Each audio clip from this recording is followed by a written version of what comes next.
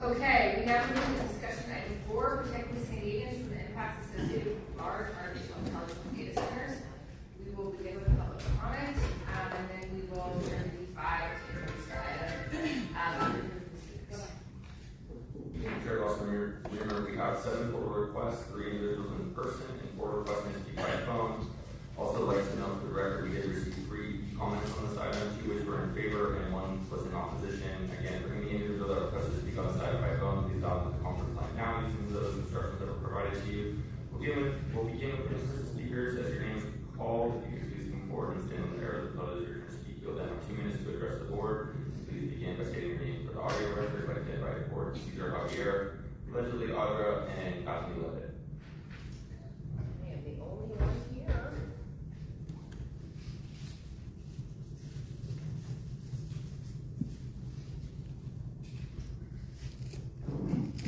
So it's interesting that you guys spent $1 billion on AI, wondering where that money has gone and what you're actually really using it for. And so is this kind of one of the impacts that you guys are talking about? Because it's very dangerous how we're getting into this artificial intelligence realm. And you know, the things that you guys use, even say for child welfare services and the programs that you use to enter data into in order to figure out what a plan would be, it's a little bit terrifying to think about, because you guys are into not reunifying families, exploiting anybody and everybody or anything that is living. You don't protect things. You guys virtue signal as though you do.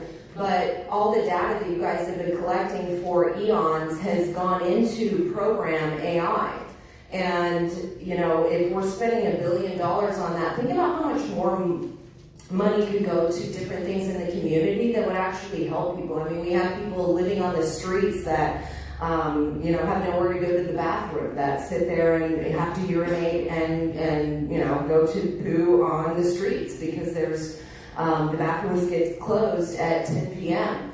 And instead of really helping these people, we collect numbers and all of these things in order to get more funding, and it seems like that is your guys' agenda, which obviously it is, because anytime you guys aren't looking up, it means that it's very interesting, because you don't want to face the things that you guys are engaged in. And it's sad, because $1 billion is a lot of money, and you guys always do something and then go and try and attack something else and say it's them that is harming you, when how many jobs are you taking by using that $1 million to bring that into the county?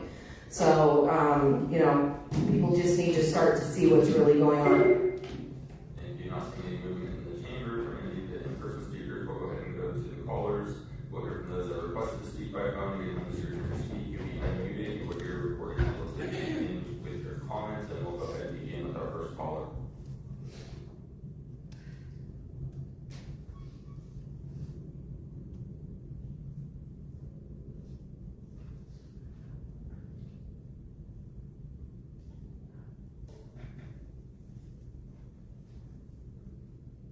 Hey, for the record, this board was 10 minutes late to start the day, and it is now 12 minutes late to return from the lunch break.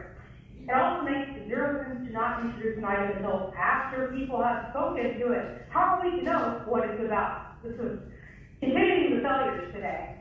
And it's almost like AI itself added this item onto the agenda, because I have noticed the Instagram algorithm keeps bringing up this issue about data centers from California City up to the surface. However, I am grateful to start learning about it. If there's a real issue of these data centers, why not just ask Trump to ban them? AI doesn't really contribute anything good to the world anyway, so we can actually live without it. All it does is make people lazy and create fake videos. Maybe you some will support a ban, because he can't stand when people use AI to mock him.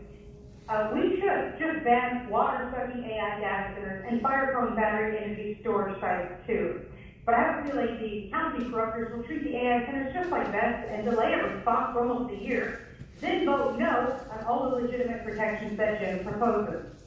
I also think this topic is just like the county's homelessness response, where Jim asked for some accountability on the billions of tax dollars that have gone down the drain, and we've never gotten a response on that either. I like your specific questions, Jim, posed in the item itself, and the call for transparency, and I don't want the CAO to keep delaying answers. This should be one of many priorities. If we're talking about environment, well, then follow through. At this point, there's no call for a clause/temporary ban until an ordinance can be written on getting various financial and safety guarantees from these corporate big tech companies who have plenty of money to do the right thing and implement their own protections, and yet they don't. See, Harry, this could be one of your many opportunities to introduce a lawsuit, right? Let's just do it now. Let's get a head start. Or does that not fit the political agenda? See, there's always a double standard. And this is America's 250th birthday year. Enough of the double standards and hypocrisy. Thank you. Your comments up for our next speaker.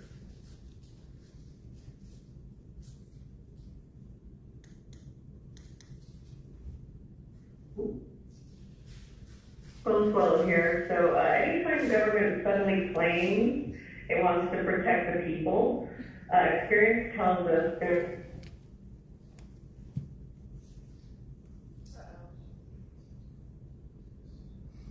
Consuelo, I still see you connected. You might have muted your phone.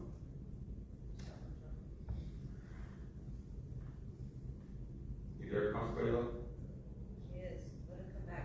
Go to another call and come back. I'm not muted. We didn't drop you. I'm not muted, Ryan. Okay. Hello? So we Can you hear my mic? I don't know what's going on. Consuelo, just one Well, second. Let me speak. Just let me say you couldn't hear me. Okay, we're going to go ahead and go to the next caller. Just for your reference, you have 1 minute and 40 seconds left. Your time was paused as we waited for you to come back. We will come back to you as soon as we're done with this caller.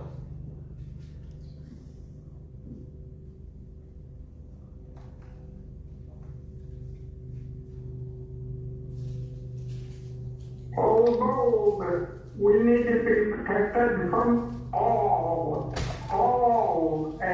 data centers, not just the large ones. AI has no conscience and is liable to make the same errors over and over. A lot of software is shared regardless of how big the company is.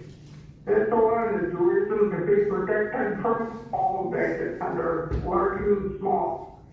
AI safeguards wouldn't know. AI has no conscience and the underlying algorithms are riddled with errors. It pretends to have a human face, but do you really want one error at the risk of it messing up the lives of 3 million county residents? Or maybe your pet stakeholders and state residents too?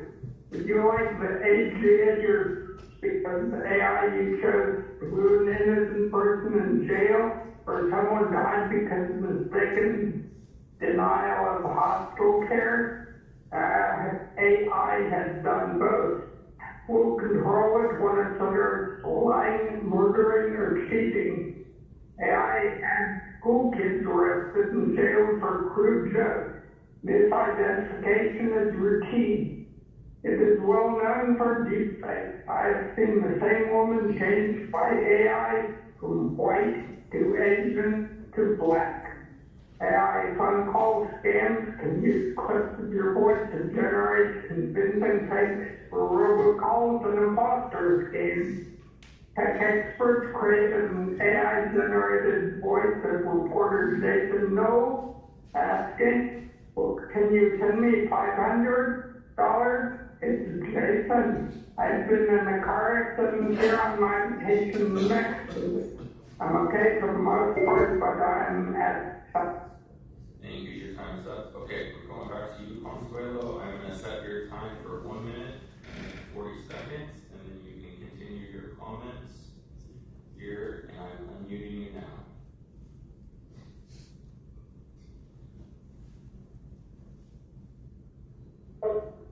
Okay, thank you, Ryan. Okay, anytime government really claims to want to protect the people, experience tells us there's always something behind it, and it really works out for our favor.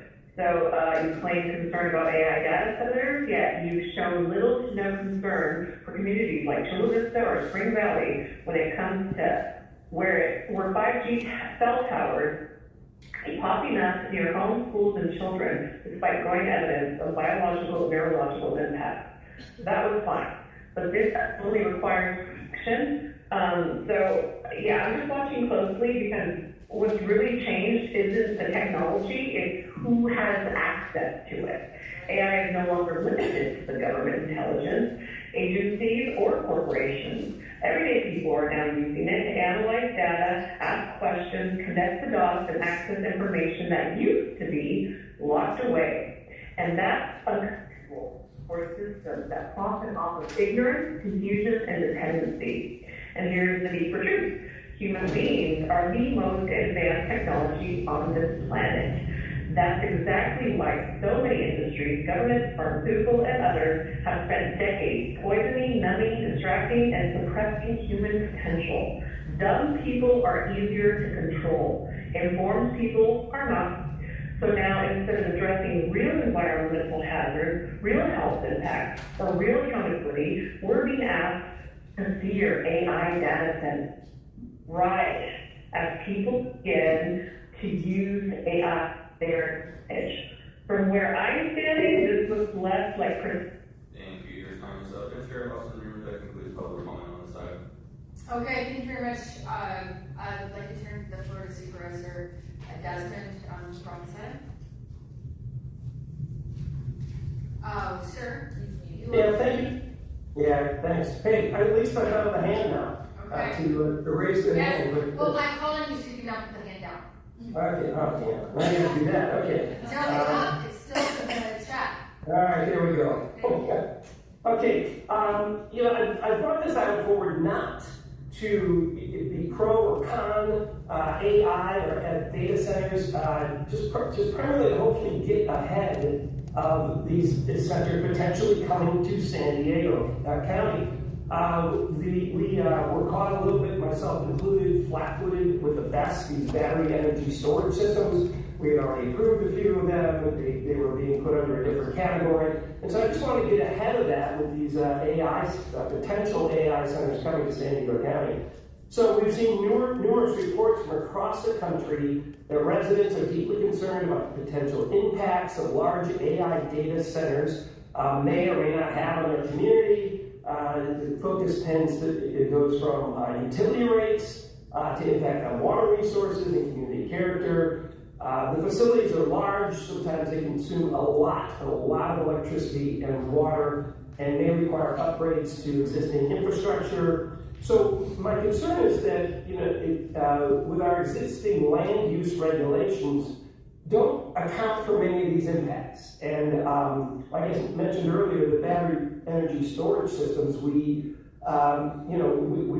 behind in that. And I'm not pointing fingers at all, but so what I'm trying to do is get ahead here. I asked many questions, they're mostly general questions in the board letter. How many are already here, and how many are proposed to come here? And what's going to be the permitting process? Like I said, I really want to ask staff to come back within a certain time, 180 days, to give us, okay, here's what we know about them, here's what we know their impacts are, here's where we can potentially, regulate them or not regulate them, to make sure that San Diegans are protected, particularly the ratepayers. We don't want our electricity rates spiking because of these coming in. I do want to embrace the technology. I think technology is a wonderful thing, but we also have to look at the impact. So all I'm asking is that staff looks into this, comes back to us within 6 months or sooner with potential, well, here's what we know about them, here's what we recommend, and that's all I'm trying to do is get ahead of the curve of AI. It's already out there, but so with that, I'll make a motion to approve item 4 to have staff come back with a report on potential AI data centers in San Diego County.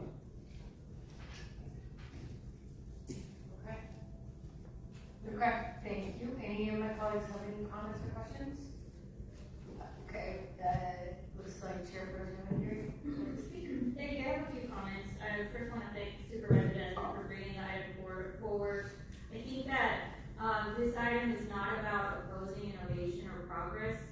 We know that San Diego benefits from technological advancement, but I do think that progress has to be thoughtful and balanced. Large AI data centers place extraordinary demand on electricity and water systems. These facilities operate 24/7 and can use as much power as tens of thousands or even hundreds of thousands of homes. That demand has real consequences for working families because electricity pricing is largely demand-based. When large users dramatically increase demand on the grid, utilities must procure more power, and often during peak hours when electricity is most expensive. Those higher costs are not absorbed by data center operators alone. They're spread across all ratepayers. That means higher monthly electricity bills for households, renters, seniors on fixed income, small businesses, regardless of whether they benefit from these facilities. The same concern applies to water.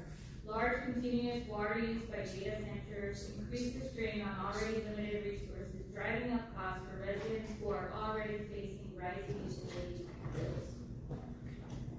I think that having this item will help us better understand where we stand today. We will better identify where gaps in regulation exist, and it will give us the tools to protect, put protections in place before projects are pursued and proposed.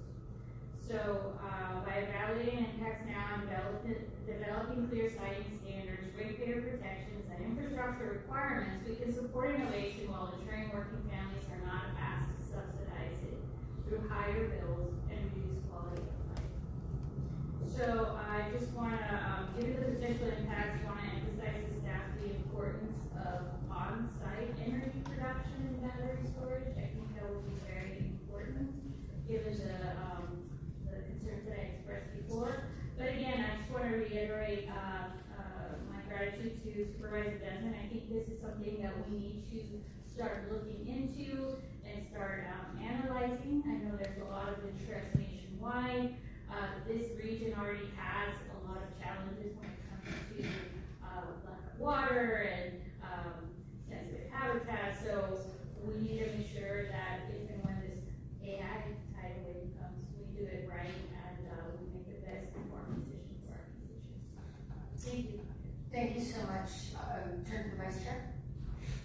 real quick.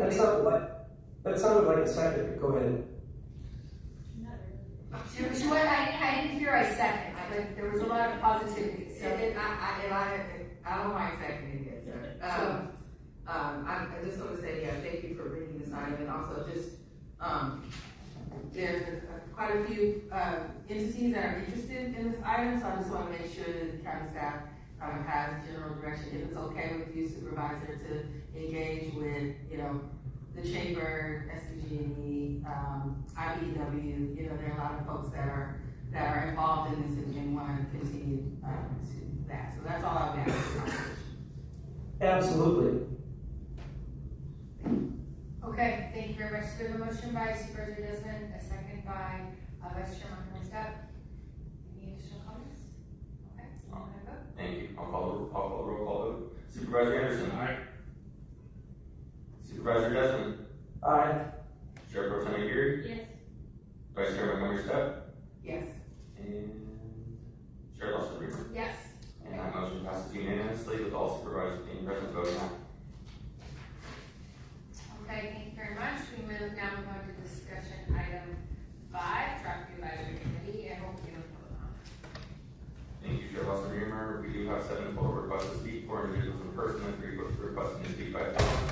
Like to note the record, we did receive 1 e-comment on this item, which was neutral. For any individual that requested to speak on this item by phone, please dial into the conference line now using the instructions that were provided to you.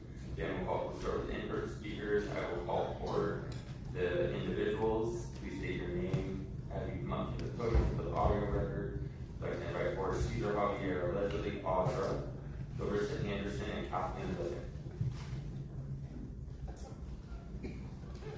I won the lottery today, the only one. So I just really wonder, do you guys really believe that you're saving the planet by lowering the speeds?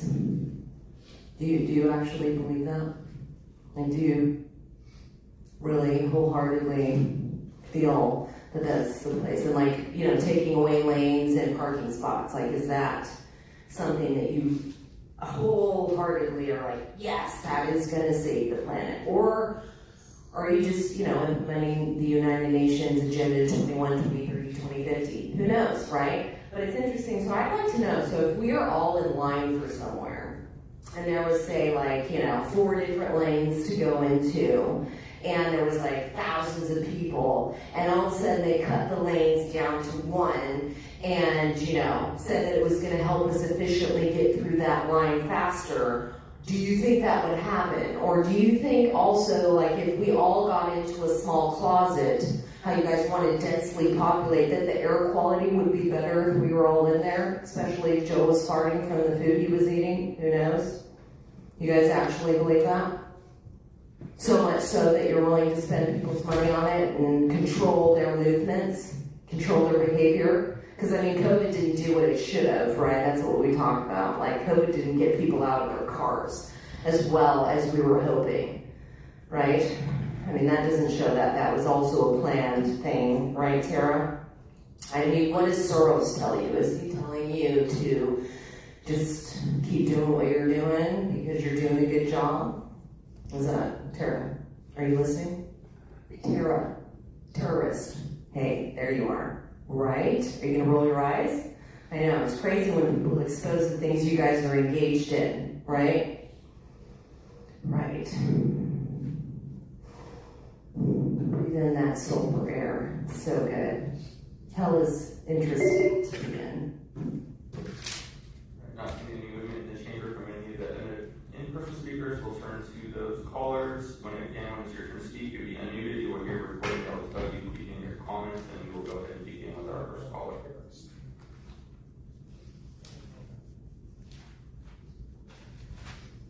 Hey, Gonzalo here. So I want to use my time on this item to address the fact that I've had issues with your guys' system the entire day, and that's not okay. I kind of feel like I'm being targeted, and I don't know why, but yeah, I have several things that I've written down that I had to deal with, and I don't think anybody else had to, but you know what, that could just be. Can you pause the speaker's time?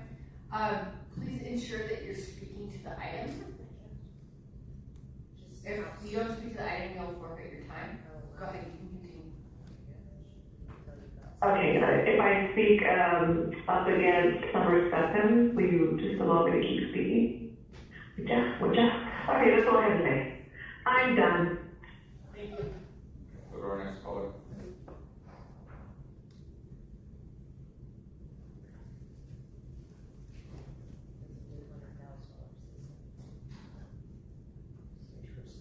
Hello, Paul Gold here.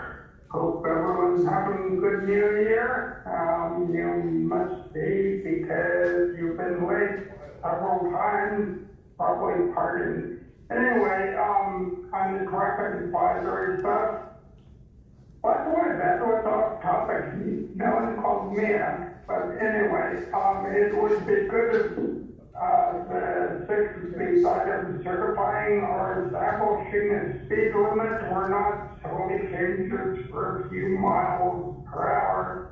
But items 3A and B are just that, 5 mile per hour speed limit decreases, even though the average speed on that segment, on those segments was 39.55 miles per hour, which is under the current limit. Victory to the sign makers. Item 1A, I always thought that an intersection with a view of oncoming cars is blocked, and 5A to C, which impose a uniform speed limit on 3 segments of road with different speed limits. They are good. But as I said, the rest are silly. I hope you are posting speed limit signs on the Rainbow Heights Road, item 5D, as well as certifying it for enforcement by radar. The one item which calls for clarity is item 5E, always stop intersection in Lake San Marcos. I think that the one stop sign there is sufficient, since it's a 3-way intersection. And that it would enhance traffic operations, maybe the law, but it is not necessary. Otherwise, you could simply mandate 4-way stops at every intersection. So I approve of all. Thank you. Your time is up. And Chair Wilson, that concludes public comment on this item. Okay, thank you very much. Do my colleagues have any comments on this item? Supervisor Desmond. Thank you, Madam Chair. I want to move to approve the item, but I did want to mention the Traffic Advisory Committee. I just want to give them kudos. I mean, just about every Wednesday meeting we have a traffic advisory agenda item. There's usually several streets, several roads that they all look into. They look at the different speed limits. They talk to the engineers, and they provide us with this input. And I just want to, I just noticed we had a lot of input from this committee, and I just want to say thank you to them and maybe to our staff to let the Traffic Advisory Committee know that we appreciate all the work they do, and thanks for these agenda items. Thank you. Thank you. We have a motion and a second. Motion by Supervisor Desmond, a second by Vice Chair Montgomery. I just want to note, I appreciate it. I concur with the recommendations regarding Maryland de Flores and Los Cielo. I actually bike those roads, and the cars are going too fast. So, yeah. We have a motion second. Please call vote. Thank you so much, Chair Wilson Reaver. Chairperson McGeary. Supervisor Anderson. Aye. Chair Lawson Reamer. Aye. Vice Chair Montgomery Scott. Yes. And Supervisor Desmond. Aye. That motion passes unanimously. We call Supervisor being present voting now. Okay, thank you all very much. We now move on to discussion item 6, notice of public hearing resolution to revise the transportation study guide for vehicle miles traveled to remove the infill area and small project screening criteria and seek exemptions. We need to begin with the statement from County Council. Yes, good afternoon. The board action today is limited to court-mandated revisions to the transportation study guide, which will remove exceptions for small projects and for infill areas. Nothing in this action today affects this board's ability to consider and adopt different transportation thresholds under CEQA in the future if supported by substantial evidence. And nothing in this action today affects this board's ability to approve a VMT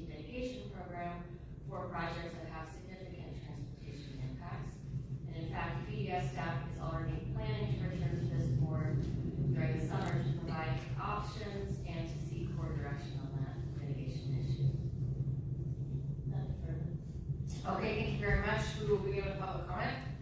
Thank you, Chair Austin. Remember, we do have 6 total requests to speak, 3 individuals in person, 3 requests to speak by phone. Also like to note for the record, we did receive 2 comments on this item. 1 was in favor and 1 was in opposition.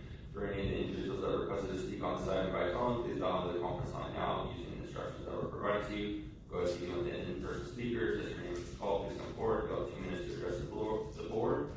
Except right forward, allegedly address. These are about the air and passing letter.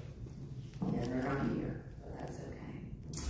Vehicle miles traveled. Tara, weren't you the one that said that that data was really not showing what you guys wanted it to? I mean, it's really about control. I'm wondering when you guys are going to get out of your cars and be the example for the county of, like, Tara, you need to bike here, right? Have it, Joel, why don't you bike here, right? Or you can walk, who knows? Or we could start looking into teleportation. I feel like that's something that would be money well spent. I mean, we're spending $1 billion on AI. We could probably spend $2 billion on that. We could create roller coasters, moving sidewalks, some swings where it's like, you know, you could just kind of like swing around, you know, waterfront and then kind of be let off at the entrance. Tara? I mean, don't you think that would be fun? I feel like children would like to enjoy those amenities as well. What are some other things that we could do? We could do like parachuting, you know, have people go up in those chemtrail planes that are like releasing all of those toxins and just jump out into that like cloud of toxic air and get rid of people quicker. Because I mean, I know the carbon you guys want to reduce is us. Right, we're carbon-based as well. And I feel like you get a lot of money from that if you guys were going to just be more transparent and say we just really want to get rid of the human race. Or animals, because I mean, people come and tell you guys about child trafficking and children being tormented and you guys just don't care, even horses or dogs or whatever, any kind of living thing in the county. And you don't seem to care about it. So, I mean, I feel like you would care if you guys were making money off of it, which you already are, but I mean, if it was more like transparent, like, you know, I mean, given those vaccines that you guys like to give, and then there's all of this autism, but that has nothing to do with it. You can actually get rid of autism, Tara. You should look into it because your daughter would be helped by that. Audra, I just want to note, you did forget one really creative transportation idea. There's an urban legend that there was a proposal to have a gondola with police seated downtown La Jolla. How cool would that be? From the 90s and the 80s. So can we do that? Will you look at? Can we do a staff thank you very report? much. That would be great. Thank you. Thank you. We will now hear from those that are requested to speak by phone. When it's your turn to speak, you'll be introduced, look at recording to that will begin your comments, and we'll go ahead and begin with our first caller.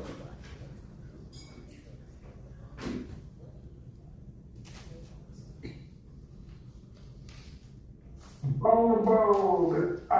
I think it's inequitable to exclude small projects generating less than 110 average daily trips from the Transportation Study Guide BNT rules, as if they would have lesser impact than larger projects. There is no guarantee that the small projects get someone who brings it up to 125 or 150 daily trips. For instance, grocery and other shoppers more and more have to visit more stores just to find an item at the right price. That's from economics, I guess.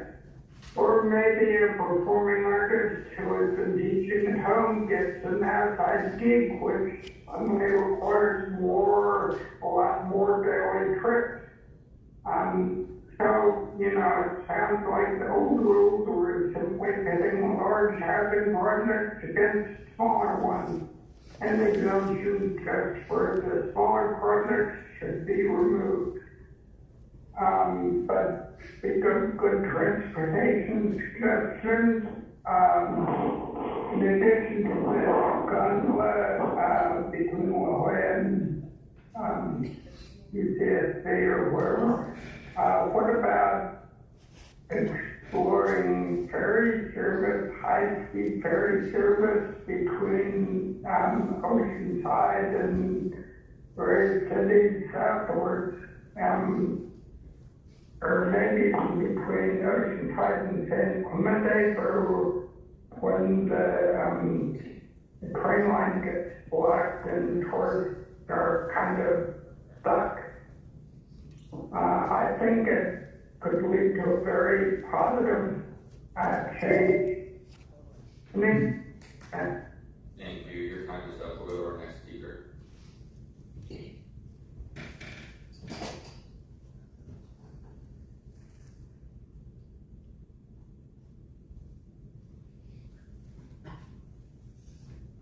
Okay, I'm Paula here, yep. I just wanted to call in to say, yep, that'd be great. The gondola, the ferry, teleport, all of it. Let's do it. Let's put our money to good use. Thank you. Thank you. We'll go to our next caller.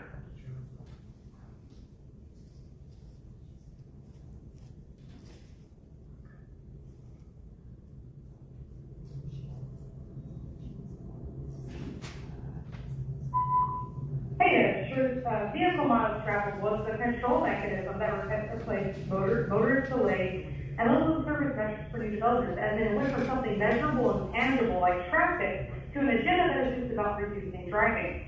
Making people financially, politically, and physically drive out of California is the only mechanism the state has implemented that has almost reduced congestion. Caltrans has failed on their part to both expand and design highways in a way that would alleviate traffic. In fact, one of their workers refused to address my Autobahn idea. It's actually laughable that the leftists who support unaffordable stack attacks shoved into people's neighborhoods are the same ones who sue the county for BMT. The Cleveland National Forest Foundation is a Democrat-operated group, while the Coastal Environmental Rights Foundation is one of Marco Gonzalez's many lawsuit-happy operations. And I think the county and the court suffer from the same issue, politics corrupting their decisions. And then the county and the state will continue to lose, as there are so many losers in public office just taking up space on our tax funds. There's plenty on this board as examples. Marco Gonzalez is another example. He's not even in office. Whether or not there are infill and small project exemptions, or the county encourages their corporate developer campaign funders to keep building, stack and tax at record rates, the price of housing in California will continue to rise because of dumb policies like DNT that force people to flee to the free state at record rates for the 6th year in a row. That's since you guys have been on this tour. While San Diego has only gained Angelinos and San Francisco to replace the locals, along with San Diego County having the second highest inflation rate in the entire country. What's the DNT solution to that? Or is that the solution? To have nobody left who wants to live under California-branded communism. On that note, I'd like to adjourn today's meeting in honor of 8-year-old Aria Cruz Atencio, who was killed by an illegal alien. Her father, a U.S. Marine, is still in the hospital, but the progressive puppet. Thank you. Thank you. And Cheryl also remembers that excludes public comment on this item. Okay, thank you very much. Do any of my colleagues have any questions? That's an item that we have discussed at great length over that last number of years. So any questions or clarifying information needed from county staff or county council? Okay. Anyone like to make a motion? So moved. Okay, we have a motion on the floor. And a second, we have a motion by Supervisor Anderson, second by Chairperson Aguirre. Thank you, Chair Boston River. Chairperson Aguirre. Yes. Supervisor Anderson. Aye. Chair Boston River. Aye. Vice Chairman Governor Step. Yes. And Supervisor Desmond. Yes. And that motion passes unanimously with all supervisors being present voting aye. Okay, thank you all very much. We now resume with non-agenda public communication. Ryan, please call the remaining individuals that requested to speak. Thank you, Chair Boston River. We do still have 3 requests to speak on matters not listed on, matters not listed on the agenda, and those 3 people are all coming to us via in person. So I would like to invite forward Cesar Javier, Jay Royston, and Ms. LaShield. And you may come forward in any order.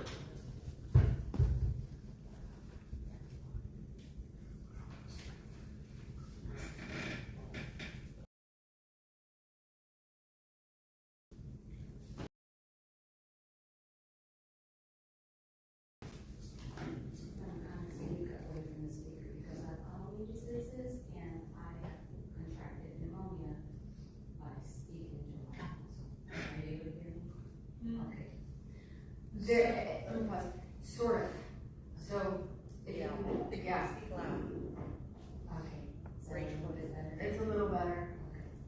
So yesterday, after the board meeting, I came to your office, Ms. Wilson. And I've had words before with Madison, the board's receptionist. I don't carry those issues with me from the past. That was yesterday, today's a new day.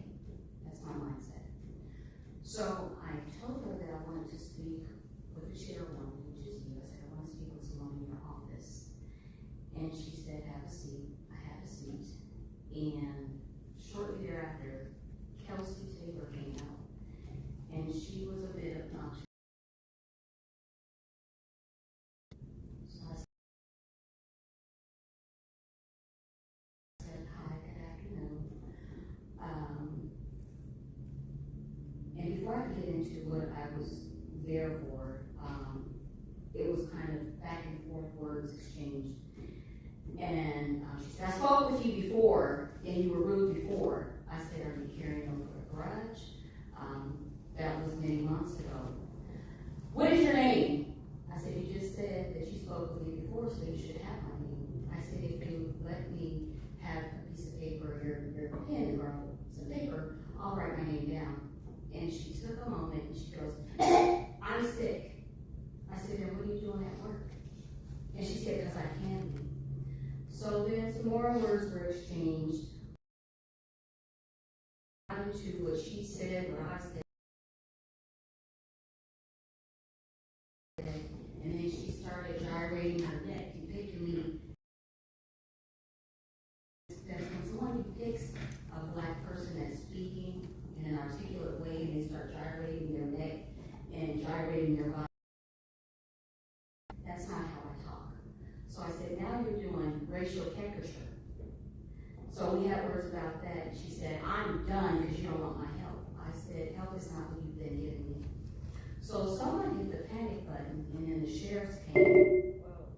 That's your time, ma'am. No problem. I'll go back over there and ask to speak to someone in your office. Thank you. Thank you. And Chair Lawson, we're not seeing any other movement in the chamber. That concludes the request for non-agenda public communication this afternoon. Okay, thank you all very much, and this meeting is now adjourned. The next regular meeting of the board will take place on January 27th at 3 p.m.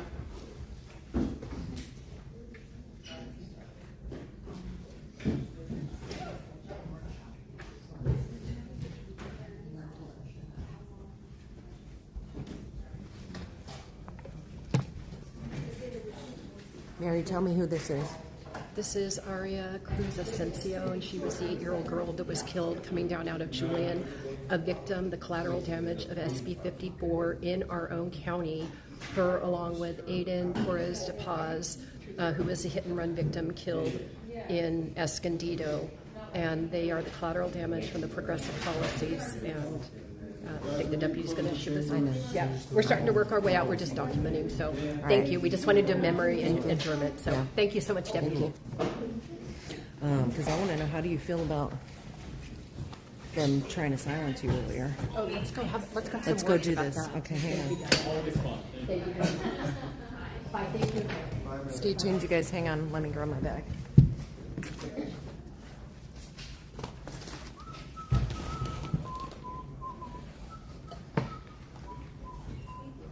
All right, let's go outside.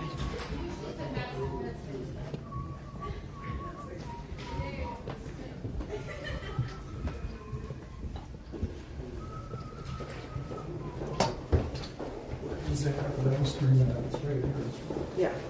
Thanks, guys. Appreciate it. You too.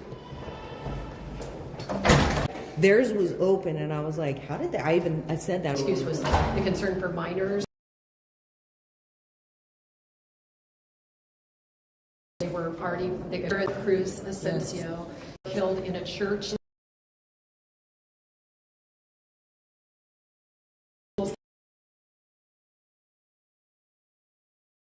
They wish they had had law enforcement in church during that custody exchange or supervised visit, and these girls would be alive. So Samantha Samia and Samara Mora Gutierrez, whose father had been arrested for drug driving and resisting an officer. It ended up getting, they just put a blind eye and did not turn him over for deportation. And a week later, he killed his girls, and they never found out where he got the gun because he was not supposed to have one.